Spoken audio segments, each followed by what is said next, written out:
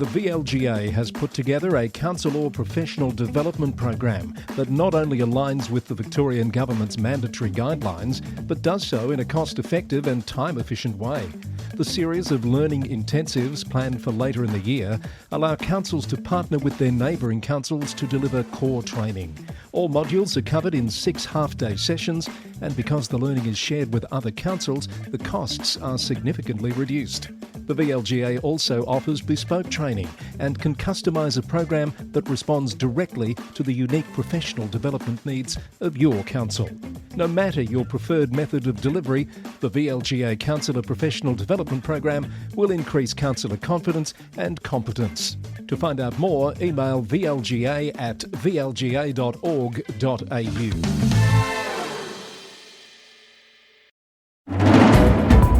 Coming up on the Roundup today, another council introduces security measures for its meetings. Concerns as councils are set to lose a say in liquor licence decisions. Ballarat Council hit with an EPA fine. The council returning to elected representation after more than a decade. A New South Wales General Manager resigns. The cost of a tropical cyclone for one Queensland shire. A councillor ordered to apologise for toxic comments. And warnings for the autonomy of local government in New Zealand.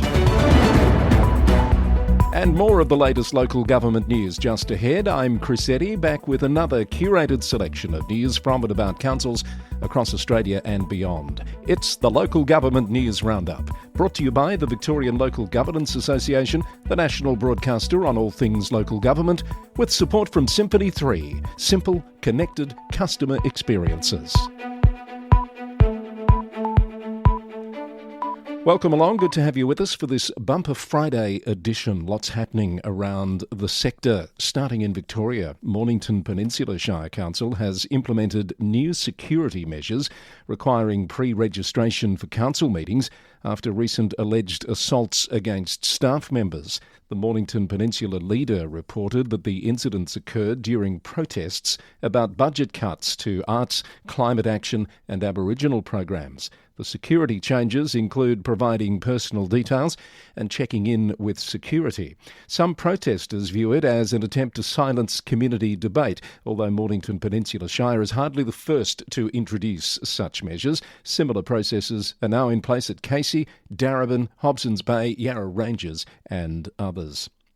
Victorian councils will lose their veto power over liquor licence decisions to Liquor Control Victoria from July the 1st. ABC News reported on the situation in Swan Hill, where a 9th bottle shop is proposed, despite the town already having 8 liquor outlets.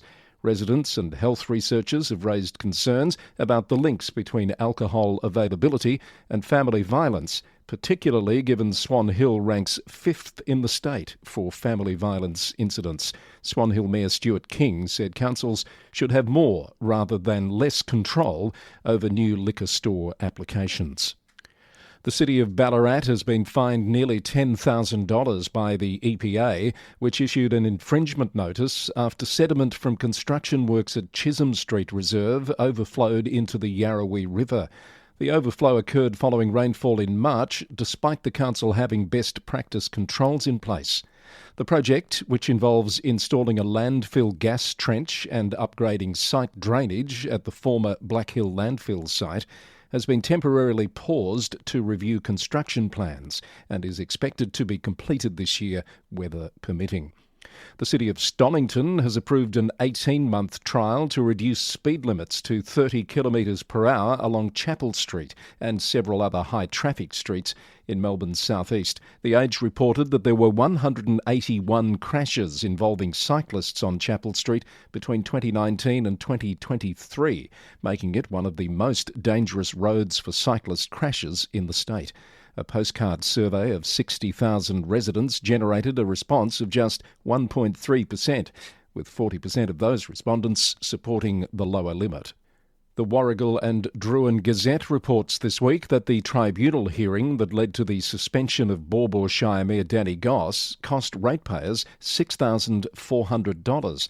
The figure included arbiter costs, but not officer time to manage the process. The cost to the council was revealed after a request from a resident at the council's latest meeting. And the Murray River Group of Councils has met with Victorian Minister for Local Government Nick Stakos in Yarrawonga to discuss key regional priorities. Topics for discussion included water, housing, roads and energy. The Yarrawonga Chronicle reported that the group also toured the new library and community facilities under construction. The meeting included representatives from Mildura, Swan Hill, Gannawarra, Loddon, Campaspe and Moira Shire councils and focused on strengthening partnerships with the Victorian Government and addressing challenges faced by cross-border communities. More news in brief for you. Greater Shepparton will host the 2025 Squash International Championships next month, featuring 32 world-ranked players from over 13 countries.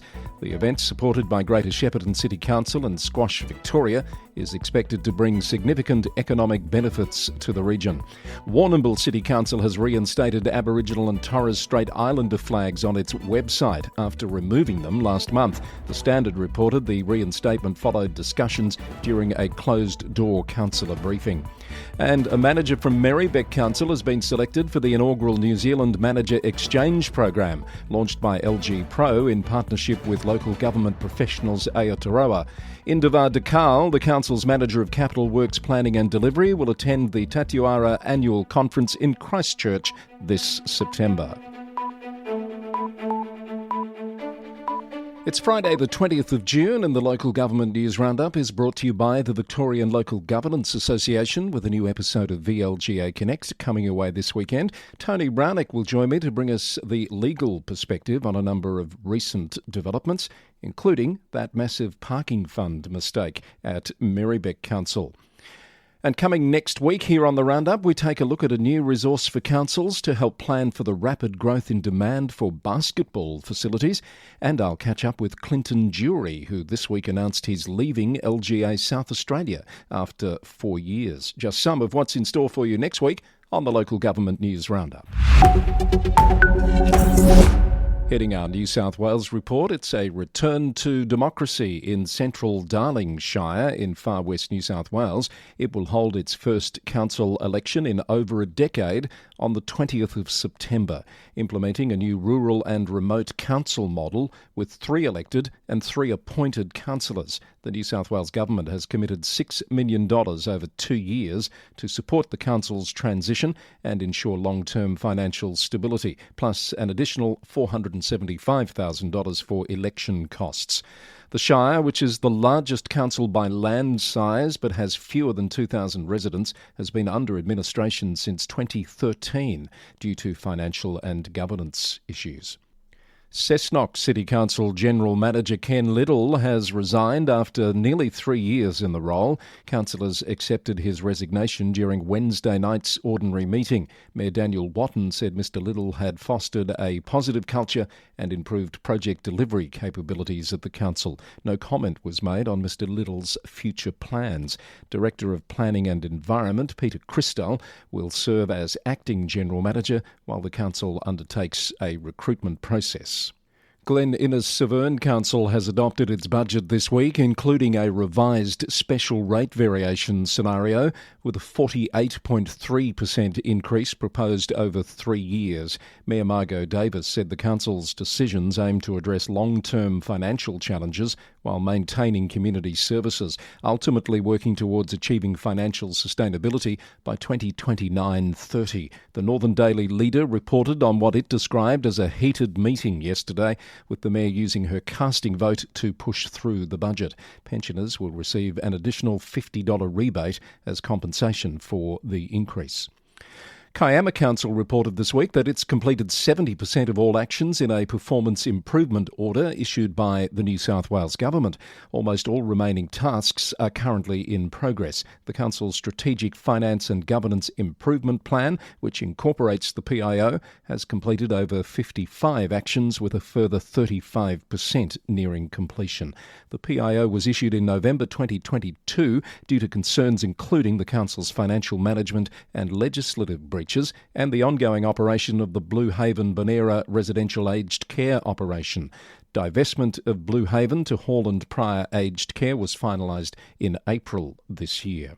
And Edward River Council has successfully completed its performance improvement order period. Mayor Ashley Hall said the organisation has emerged stronger and more united following implementation of all required actions. The process, which began in July 2024 following conduct and governance concerns, has led to improved internal systems and a more collaborative culture under the leadership of new CEO Jack Bond. Murrumbidgee Council is seeking expressions of interest for a 20-year lease of the Jerilderie sale yards at a nominal rate of $1 per year. The successful applicant will be required to upgrade and maintain the facility to modern standards. If no suitable operator is found, the council may consider decommissioning the existing infrastructure, though their preference is to maintain it as a working sale yard under experienced external management. Waverley Council has voted to spend an additional $220,000 to manage a massive Christmas Day beach party at Bronte Beach, focusing on waste management, security and facilities. Residents have expressed concerns about rubbish and safety issues from the annual gathering, which has become an unofficial orphans' Christmas celebration for travellers. The event drew 15,000 revellers last year, and ABC News reported that the council has rejected proposals to turn it into a ticketed event. And Central Coast Council's free soft plastics recycling program, called Kirby, is now available to all households in the LGA. Residents can collect clean soft plastics in bags, tag them using the free Kirby tags, and place them in their yellow recycling bins after scanning with the Kirby app. The program has already successfully diverted over 200,000 kilograms of soft plastics from landfill on the Central Coast alone. On New South Wales briefs for you, Linda Coomer has been appointed as the newest councillor of Bellingen Shire Council following a countback election to fill the vacancy left by Ellie Tree's resignation in May. The appointment was officially confirmed at this week's council meeting, where Councillor Coomer took the official affirmation of office. Ballina Shire Council and New South Wales SES are constructing a new purpose-built emergency facility in Ballina to replace the ageing Angels Beach Drive headquarters. A tender process is underway, with construction planned from August through late 2026.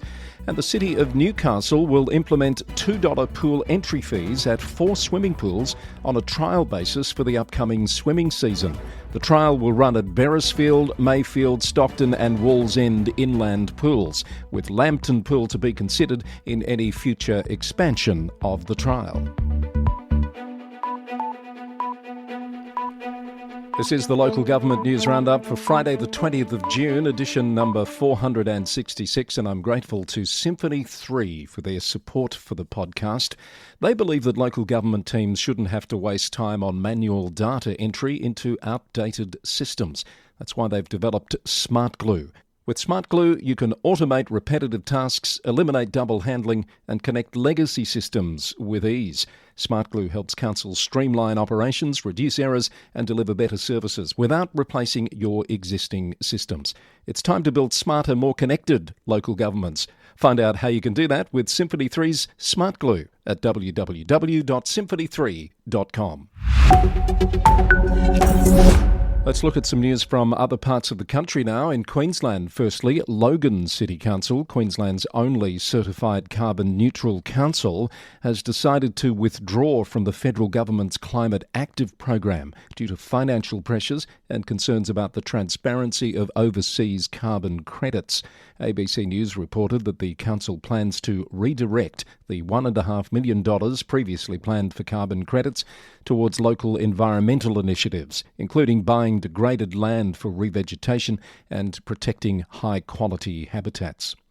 From the Brisbane Times, a report that Brisbane City Council is introducing a new waste program where all residents will be charged a $50 levy for green bins, regardless of whether they opt to have one. Lord Mayor Adrian Schrinner has called it a tax avoidance scheme to avoid state government bin taxes. The program aims to divert more green waste from landfill, potentially saving the council up to $32 million over 5 years, though notably it won't include FOGO bins. A post-Jasper economic report reveals the devastating impacts of the 2023 tropical cyclone on the economy of Douglas Shire. There was a $53.6 million decrease in gross regional product and significant losses across all businesses, with tourism expenditure alone dropping by between $92 and $105 million. The comprehensive assessment commissioned by Douglas Shire Council highlights the challenges in accessing financial support, with only 20% of affected businesses receiving assistance and more than half reporting difficulties filling out the paperwork. In Tasmania, Central Coast Mayor Cheryl Fuller has announced her candidacy for the Snap state election, according to a report from The Advocate this week. She's standing as a Labor candidate in the seat of Braddon, with her opposition expected to include fellow Central Coast councillor Amanda DeProse. Councillor Fuller previously ran as an independent in Montgomery in 2019, finishing third on first preference votes. Devonport City Council is set to adopt its budget on Monday, and it includes an exclusive benefit for locals. The council is proposing to provide Devonport residents with free entry to the Bass Strait Maritime Museum. Mayor Alison Jarman said while it will only have a small financial impact on the budget, it's a way of giving back to the community. The museum is one of the city's key cultural attractions, featuring stories and exhibitions about the region's shipping, navigation and life on the water.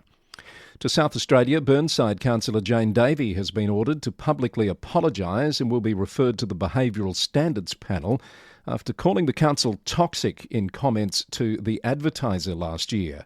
The order follows an external legal investigation that cost ratepayers $22,000. Councillors debated the issue at a meeting this week, with some defending Councillor Davies' right to free speech and criticising the council's handling of the situation. It was also revealed the councillor spent $60,000 on a psychologist to find a respectful way forward. A state MP has raised concerns about Whyalla Council's attempts to control social media posts by councillors, according to In Daily. Independent MP Frank Pangello highlighted in the Legislative Council an email from Mayor Phil Stone to Councillor Tammy Pond requesting removal of a Facebook post expressing sympathy for the community affected by steelworks issues. The council said the email was not a threat to Councillor Pond and that the criticism was outlandish and unfounded. Local councils in Western Australia are eager to host additional AFL matches under a new fixture proposal that would see more games played outside Victoria, with cities like Fremantle, Bunbury and Joondalup expressing interest in hosting games. The West Australian reported that the proposal comes as the Fremantle Dockers, who currently travel over 51,000 kilometres per season, push for fixture reforms to address travel inequity. CEO Simon Garlick declared that 13 games in Perth would be the new minimum baseline. And Alice Springs councillor Eli Melky has announced his candidacy for mayor in the upcoming local government elections, following current Mayor Matt Patterson's decision not to seek re-election. The NT News reported that several current councillors are undecided about running again in the election scheduled for August 23rd. Nominations open on the 11th of July and close on July 31st. More news briefs from around the country. A supplementary election will be held to fill 2 vacant positions on the District Council of Orroroo-Carrollton in South Australia. Nominations open 24th of July and the counting of votes will be on the 23rd of September. Those same dates apply to a supplementary election for Mayor of the town of Gawler, following the recent resignation of Karen Redman. Livingstone Shire Council's Economic Development Team has won the Initiative of the Year at the Queensland Small Business Commissioners Awards. The awards recognise their innovative agritourism program, which helped 6 local farm businesses explore tourism opportunities and diversification strategies. And Ulverstone in Tasmania will host the 2027 Australian Street Rod Federation Nationals, marking the first numbered Nats event in the state. Central Coast Council expects the 5-day event to draw over 800 hot rods, customs and classic cars from across Australia in March next year, making it the largest street rodding event in Tasmania's history. Now, before the Global Report, I want to tell you about a reasonably new feature introduced by our podcast hosting provider called Send Us a Text. You should see it in most of the podcast players that you use to listen to the program. What it does is send messages directly to us. They call it fan mail. Unfortunately, I can't respond to them, but it is a way of capturing your thoughts, your comments, your suggestions. And what we'll try to do as we get them is incorporate them into the podcast as a listener feedback session. So let's test it out. Click on the Send Us a Text button. Tell us where you're listening from. Tell us what you found most interesting recently, perhaps on the podcast, or suggest something you'd like to hear covered in future editions. It would be great to hear from you. Click on that button, send us a text in your podcast player, and you never know, your thoughts might be forming part of a future edition of the Local Government News Roundup. Across to New Zealand, firstly in our global report today, where warnings are being sounded about the autonomy of local government as the central government makes moves to water down council decision-making powers. The government is progressing work on a potential rate cap, with Local Government Minister Simon Watts expressing concerns about the level of rate increases. The Post reported that the government's frustration comes as a new poll reveals growing public scepticism about local councils' value and financial sustainability. Just 27% of voters believe councils are providing value for money, and 63% are concerned about long-term financial viability. Meanwhile, the press reports that the acting Prime Minister David Seymour has likened staff at Christchurch City Council to Russian leader Vladimir Putin, accusing them of bullying the mayor into supporting a submission against proposed regulatory standards legislation. The council holds concerns about the bill's impact on the autonomy of local government. The acting PM says unelected staff members have kept councillors poorly informed, but Chief Executive Mary Richardson said the submission was developed in good faith and that it was unfortunate Mr Seymour had resorted to name-calling. And this week the Housing Minister has announced new government powers to overrule council planning decisions. The Mayor of Waimate District Council, Craig Rowley, told the press that there's a steady erosion of the local from local government as the government is chipping away at council's power. From the UK, the local government minister there, Jim McMahon, has announced an extension of the intervention at bankrupt Thurrock Council. In a letter to the council, he said improvements to date remain fragile and improvement is still needed. Appointed commissioners will remain in place until the end of April 2028, as their latest report revealed the council's debt position is forecast to reach $1.1 billion by the end of the coming financial year.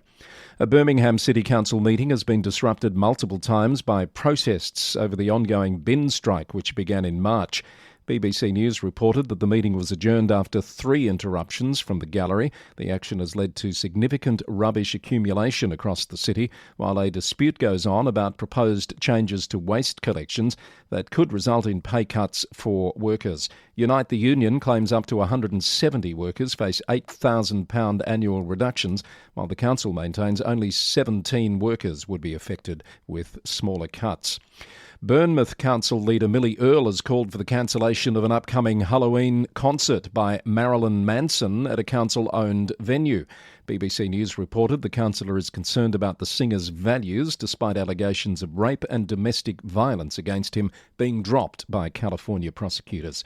Ms Earle says the singer doesn't reflect the community's values and she wants the concert scrapped to send a message that violence against women and girls isn't something that's acceptable in the community.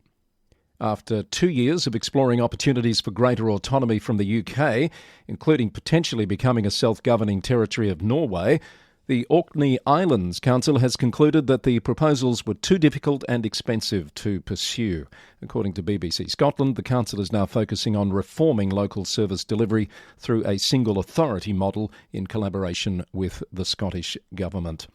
To the US, and the Mayor of Chicago, Brandon Johnson, says he'll veto an ordinance passed by the City Council this week. WGN-TV News reported that the controversial snap curfew ordinance is intended to control violence by teens in the city and give police another option for detaining unaccompanied minors. The ordinance is passed by 5 votes. A city in Vermont has temporarily renamed its downtown Church Street to Canada Street as a gesture of solidarity with Canada amid strained US-Canada relations and declining tourism. The unanimous decision of Burlington City Council comes as Canadian tourism to Burlington has dropped by up to 40% compared to the previous year, affecting local businesses that rely heavily on Canadian visitors.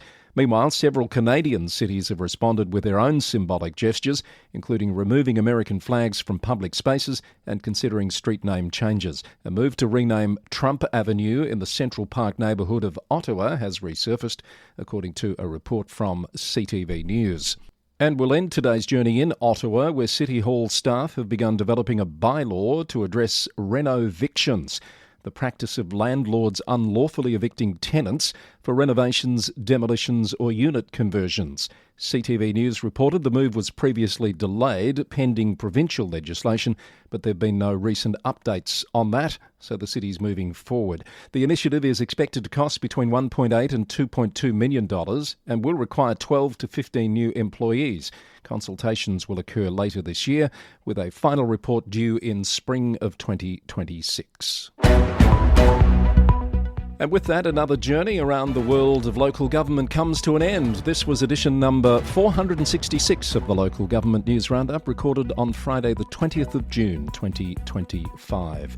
If you have comments or feedback, you can use that Send Us a Text button in your podcast player or email us at lgweeklynews@gmail.com.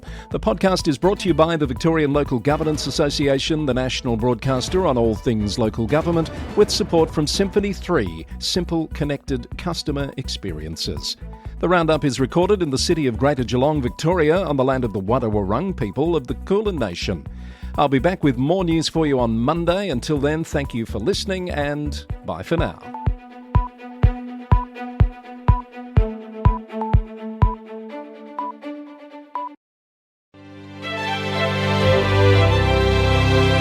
I'm thrilled to welcome Symphony 3 to the Local Government News Roundup family. If you're a local council, you know how challenging it can be to manage data across all your different systems.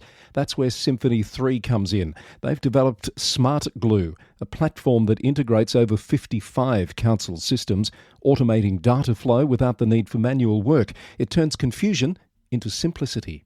With Smart Glue, councils save time, reduce errors and empower staff to focus on what really matters. Their clients see a real difference, up to 20% boost in productivity, with savings of over $30,000 per integration every year. Symphony 3 helps councils work smarter, faster and more efficiently, all while better supporting the communities they serve.